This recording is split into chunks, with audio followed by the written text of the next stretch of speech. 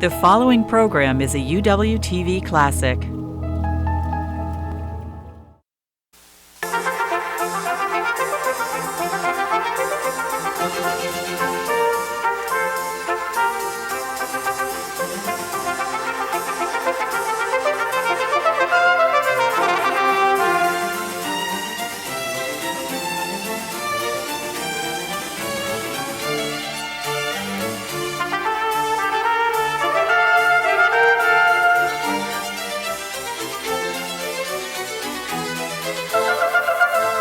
From the University of Washington in Seattle, Upon Reflection.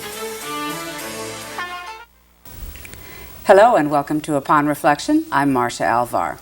From 1965 until 1991, Ben Bradlee was the guiding force for one of the world's most influential newspapers, The Washington Post. During Bradlee's tenure as executive editor, the Post battled the government in court over its right to publish the Pentagon Papers. Its tenacious coverage of the Watergate scandal eventually drove Richard Nixon from the White House, along with many who'd served as the president's men. Bradlee shares his bird's-eye view of some of our century's most pivotal moments in his new autobiography, A Good Life, Newspapering and Other Adventures. Welcome to Upon Reflection. Thank you for asking me. This is a very romantic book in many ways. Well, I'm glad you spotted that. Colored in part by the way you look at the newspaper business. Yeah. What is it, in your words, that makes the daily newspaper so attractive and romantic? Well, there's this incredible rhythm that a newspaper gets as you sort of walk into the office in the early morning and nothing much is going around except people are talking. And then slowly in a romantic crescendo, if that is not they're not opposites, it builds up and the tension builds up until finally it's got you by the throat about 5 o'clock in the afternoon, and you try to put it all together, try to find the kernels of truth and interesting matter into a newspaper. A friend of mine once described a newspaper man as writing the great American novel bit by bit. Well, yeah, it takes quite a while because the pieces are small, but you take little bites out of this great, enormously important truth every day, and it's and you can get things done. I worked for years and I had a wonderful time at Newsweek magazine, but that's got that slowly sort of insane weekly rhythm where you do nothing for 4 days and then you go flat out for 72 hours. And that doesn't make any sense either. The biggest story that you oversaw, certainly the one you'll be remembered for, is Watergate. Yep. When it was made into a film, in the book you say one of the things you didn't realize is that for generations to come, all that would be remembered of this story is what people saw in the film. Maybe a little more now than that. Yeah. For the people for whom that's true, their exposure to Watergate is the movie, All the President's Men. What are they missing? Well, they're missing the personal drama of the loneliness of the first 8 months, the solidarity, the wonderful solidarity of the Post newsroom under Katharine Graham, and her support, her enthusiasm, that sense that we were a tiny band and we were doing God's work. I had forgotten, until I read your book, that it was 26 months in the making from the first story to the resignation of the president. And for a good deal of time, you were really out there by yourself. June of 72 to August of 74. Yeah, we were there really until January of 73. June is 7 months anyway, a little more than that. And not that we were the only people there, and I don't mean to suggest that, but we were on that story so fast that we had it. We had it, and that's part of newspapering. You can't get a story away from the organization that's got it first if it's got it good. And it was a police story. It wasn't a petty burglary, but it was a third-rate burglary story. It was a police story. It was the cops, the DC cops, who showed the DC reporters the telephone notebook that had Howard Hunt's White House telephone in it. was the D.C. cops who showed us the $100 bills and gave us the serial numbers, And the New York Times, the Los Angeles Times, didn't have anybody who knew where the police station was. They graduated from police stations, and they were up into ambassador designates and all that stuff. But you knew the territory. It was ours, yeah. It was downtown. And we couldn't have done it in New York either. Every event like this has repercussions, some of which over time come as surprises. I want to have you talk about the legacy of this story for the three parties that were most affected, starting with the press itself. Well, the press it attracted an enormous number of interesting and energetic youngsters into the business, I think, who would have probably gone on to become Milkins or, gone to Wall Street or done something else. And they said, this sounds like fun, and you can be pretty, it can be pretty interesting. And it attracted a lot of people. Some of them with a little extra elbows who thought they could push their way into, having Robert Redford play him in a movie.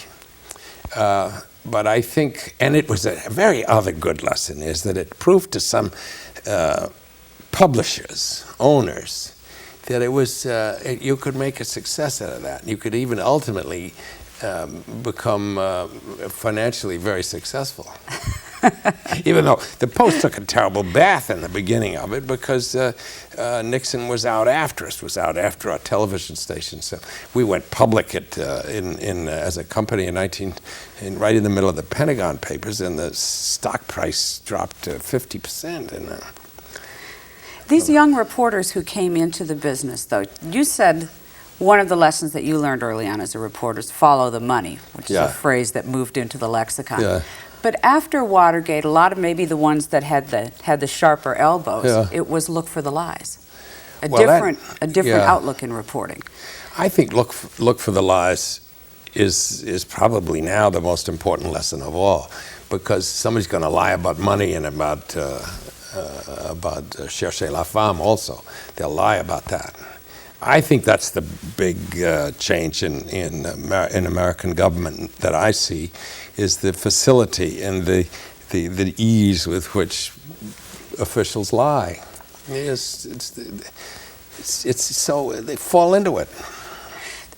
In some ways, I read something, it was a presentation you did, where you almost longed for what you called the head-on kind of attack that you got from the Nixon White House, because now what you said we have is the more subtler viruses of manipulation. People keep throwing back what I said to me. I don't remember when I said that, but that was mano a mano. I mean, when Nixon sort of looked us, you remember that first time he got on television, he said the biggest lie of all. He said that he couldn't tell us the truth, us, the country, about Watergate because it involved matters of national security. Well, that's just rotten wrong, and he knew it. And furthermore, I think it was a great mistake of his, because I think a lot of the people who wanted to believe him knew that was wrong. You had cut your teeth, too, on the whole matter of national security a year before Watergate. Well, with Pentagon Papers we did. And did that ready you for the battle in some sense? Yeah, it taught me that people lie about national security, and that they wrap themselves in that mantle of national security, and they think that no two-bit reporter has got the courage or the brains to say, wait a minute, you're not talking about national security. When the CIA director tells you that it involves national security, you tend to believe him. Or the old Bradlee would have said, okay, I mean, but I know they lie, so I don't believe them. And I know the commander-in-chief of the United States lied. And so I don't believe him when he says national security, necessarily. I mean, sometimes, I'm going to talk about that tonight, I think that's a really interesting problem. And I remember my father, when he first, they said national security. He said, what are you doing monkeying around with national security? I said, I'm not, Dad. I'm really not. But the president said you were. But there's almost no instance, you believe now, where that cudgel is actually true. If you're going to be whomped over the head with national security as a reason not to say something. That sounds awfully arrogant, but it's probably fairly true. There is almost no instance when I believe the first government version of something. It made you jaded. I'm not jaded. I'm the most upbeat person you've had on your program in years, but I still don't believe the first explanation. Another legacy of Watergate, how did it affect the public and how it views both the press and politicians? Well, the public loved it for a while, and you know, we went up on the popularity meter for whatever that's worth, and you know, we became quasi-respectable, and it happened at the same time that our salaries went up, and you know, finally the newspaper started to pay almost equal to what television and magazines were paying. But then we went down again because, you know, unless we purvey sort of pablum and good news, we're going to offend people. And the trouble is we don't offend the same people all the time. We offend a different group all the time. So that, you know, we go down in the polls. But, then, you know, that isn't why you go into newspapering in the first place, to be loved. If you could wait them out, you'll go up again sometime and then go down again. So I mentioned Watergate took 26 months or so to unfold. Do you think the public would have the patience for that kind of story? Do you think newspapers would have the patience for that kind of story now? I would. I think I think that the other great sort of conflict between the White House and the Constitution was the Iran-Contra case, and we couldn't get the public interested in that, and we couldn't get the Congress interested in that, and it always I don't understand why, except that Reagan was unassailable. He really was Teflon. You could not. People refused to believe that he was involved in that, or refused to believe that Bush was in any loop. So we have the patience for it. I mean, there's a lot that we miss, and therefore it's moot whether we've got the patience. We don't know what it is. Savings and loan, housing, and stuff like that. We were all very late on. But we weren't late on Iran-Contra, and we couldn't interest the public. The public had no stomach for another scandal involving the White House and the Constitution. I would have thought, when I read this book, that you would have reserved the phrase, most important years of my life, for the Watergate years. But you reserved that phrase for the years that you spent in the Navy. Well, that was a mocking experience for me. I mean, it was, and I've never been able to interest my children in it, and I've never been able to interest anybody in it because people don't remember what it was like to fight a, quote, good war for a cause that you believed in. People don't remember that people like me, 20 years old, were given this incredible authority to when I was 21, I was for 4 hours in command of a destroyer in the war zone, tooling around. Those things go 40 miles an hour. They got huge guns, torpedoes, depth charges, all that stuff. And if I said turn right, we turned right. Your brother Freddie told Esquire magazine in a piece that was published about 20 years ago, he said, well, before Ben went in the Navy, he liked sports, girls, and parties. He was a pretty typical young man. It wasn't until after he came out of the Navy that it was the Ben Bradlee that we came to know. I still like sports, girls, and parties. I've just got other interests. Well, I wasn't very serious. As by the time I was ready to get serious, I was, 18, 17, and I knew I was going to war. I mean, we all did at that time. And we fell all over each other at my crowd to get in. You watch your children's eyeballs go in the back of their head when you say you rush to get in. I speeded up college and got through in 3 years. I mean, taking 7 courses. I mean, I was a wreck when I got through, but I got through. When you got out of the Navy, journalism was what you wanted to do? I wanted to do something that would make the world a better place. It's very simple and sounds sort of sappish now. I wanted to be part of history. I wanted close to history. I wanted to make a difference, and I wanted to whether I thought of teaching. I thought if I could get a hold of 5, 6, 8 kids in the course of a lifetime and really mark them, that would be a great contribution. But there was something about newspapering, that the immediacy of a newspaper is so thrilling. And it, if you have an idea or if you hear some really dastardly act being committed, you can have the perpetrator in jail that night.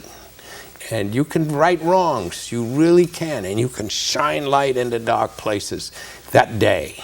Who taught you the lessons about journalism? I had 3 older males that I worked for, that any one of which an editor would have given his left arm for, and I had 3 of them. I had a man called Ralph Blagden, who had been a managing editor in St. Louis. I had a man called Ken Crawford, who was the bureau chief of Newsweek in Washington, who took such time with me. He used to stay down for another 2 hours just to tell me stories of what this meant and how it was different and who all these people were. And then I had a man who's very much alive at the age of 91 and edits a little paper up in Maine, Russ Wiggins, who was my editor at the Washington Post when I came back, who took endless hours with me. I mean, it's taught me a wonderful lesson about being nice to younger people and helping them. But to have 3 is an extraordinary blessing. This book is the first of 2 books that you're to write. The second is a how-to book. Don't you get after me. Let me smell the flowers.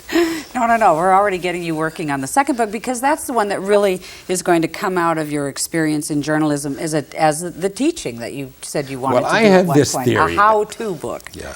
But the how-to is this may be premature to even discuss it, because I don't know if I can do it. But I am interested in writing a book called How to Read a Newspaper. Never mind how to write for one, how to do that, but how to read it. I think, and it started off, I'll tell you how it started in my mind, that different people bring skills to reading a newspaper that the general public does not have. McGeorge Bundy was Kennedy's and then Johnson's national security advisor, had been an old friend of mine, was then running the Ford Foundation 10 months after he left Washington. And he called me up one day and he said, Benny, he called me Benny, the only person alive who calls me Benny. He said, who is Hobart Rowan's source on that story about the Federal Reserve on page 1 today? And I said, well, I haven't a clue, but you know very well that I'd never tell you. And he said, no, I've been away 10 months, but I have known every anonymous source referred to in a Washington Post story until this one.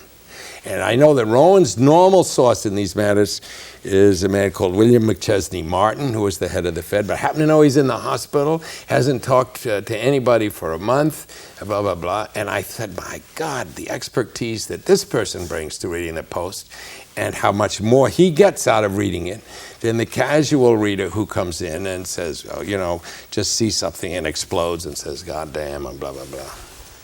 So I think I can do that. I think I can help people spot lies, spot exaggerations. I could get them to read corrections, which now are the best part of newspapering, I think. I'd love Usually to. buried somewhere. Well, no, with a Post, we've made them on page 2, and they're not buried. Except if it's a really bad correction, we run it as a news story on page 1 and don't say correction. Yeah. I think I can do that. The role of the newspaper, I guess the setting of the newspaper, it's gotten crowded in. There's a lot more noise and a glut of outlets for information. You seem to have misgivings about television way back when your friend John Kennedy was in the White House. And I guess you said this because Richard Reeves quoted it in his book that he wrote about Kennedy a couple of years ago. He said, you were watching Kennedy on television. CBS did a show midway through his term called A Conversation with the President. And Reeves said, Ben Bradlee watched this show at home, thought he saw the future, and did not much like it. You know, well, I mean, television can do things that. Well, look at television covering the floods in this area now. The papers can't touch that, and there are certain things that we can't touch. However, we have enormous advantages. The first thing is, I think advertising is going to kill television. Not kill it, but there's more ads on television now than there ever was. As their financial nut gets tighter, they're going to put more ads in there, and the more ads are going to make it harder to follow. The same is true of radio. But you can't Xerox television. You can't, if you want to be, you know of the experiments that take a group of people and listen to the nightly news and then ask them, what was that country in Central America that Mr. Rather was talking about? They haven't got the country right. Whereas in a newspaper, you can go back to that and see, oh my God, yes, it's Guatemala or something like that. So, you got 22 minutes on the nightly news, 22 minutes. And with all the stories they cover, if they get 150 words into something, and life is too complicated for 150 words. So I feel, I mean, I am appalled at a wreck of an airplane and watch, remember that plane that went down in the channel right between the airport and the city, and they watched that person come out of the ice floe holding somebody? My God, it was... I couldn't even get across the bridge because the traffic jam was... Newspapers have always been intensely competitive, and you certainly get a sense of that from your book. Has it been affected, has the newspaper's rhythm that you talked about been affected by the rush of immediacy that television has and the keen competition to be the first? Well, I think that can be not helpful sometimes, because the rush to get it first, you don't get it quite right, or as right as you could. I think that's a worry. Quite far down in my list of worries about what's wrong with everything. What's higher on the list? Well, lying is, and not. And somehow, if I could convince the world or the readers that the truth is a growing thing. It doesn't exist in its purest form at any given moment. It really isn't. It's not. I mean, Walter Lippmann, it's not an original thought. Walter Lippmann said this in the Public Philosophy 65, 70 years ago, that the truth emerges, and that's the way the truth is supposed to work in a democracy. That there are many, many limitations on it. One, even if they're not lying to you, they may not know the whole truth. And, you know, if you, in medical terms, if you suddenly see a virus, you have no idea what it is. And you pick at it and you examine it and put it through another day's microscope and another day's expertise, and it changes and you get to know about it. Well, that's true in a newspaper, and that's true of a news event. And if I could somehow, editors are embarrassed to admit that what they write is not the truth. As soon as you say that, you get somebody saying, see, Bradlee said on some television show in Seattle that the newspapers don't run the truth. But it is, in fact, that is the way it is. You run the best you can do in the time given with the resources given you. This is what the truth was when some SOB editor said, come on, I got to have it, because those presses are going to start rolling in a minute. The essence of the job you had at the Washington Post was to make choices. Yep. Editors choose. Are there stories, you sort of hint at a couple in the book, that you didn't do, that you wish you had? Well, I mean, I wish all of the stories that the other newspapers had, I wished I'd had them. I wish, yeah, you can't, an editor can't be everywhere. He's got to choose people who will give him all the alternatives for which he can then make the important choices. I'm not talking about the word choices. There are a million ways to write anything. But where do you concentrate your attention, and where do you devote your resources? That's the big decisions. And you know, to devote resources to Watergate was a decision, but you can't devote them to something that you don't know about. You know, I'm sure there's hundreds of things out there that my successor would love to be covering if he it would be as profitable. One of the ones that you allude to in the book was during the Pentagon Papers, when a couple of your reporters went and made a very late-night visit to then Chief Justice Warren Burger. And that was a story that didn't... Would you tell that story? It's a great one. Well, you remember, those were 10 days of the most concentrated legal action. I mean, we were in this court and up the next court and back down to the lower court, writing briefs, coming, ending up in the Supreme Court. And the Supreme Court, we knew, was going to play the vital role. And at one point, some of I guess one of the editors says, we really ought to station a reporter or two outside the Chief Justice's house. This was in the middle of the night, because the government was going to the court in the middle of the night.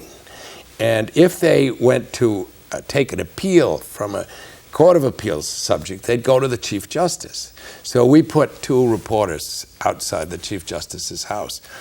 And they, in their wisdom, decided they didn't want to stay down on the street, so they went up and knocked on the Chief Justice's door.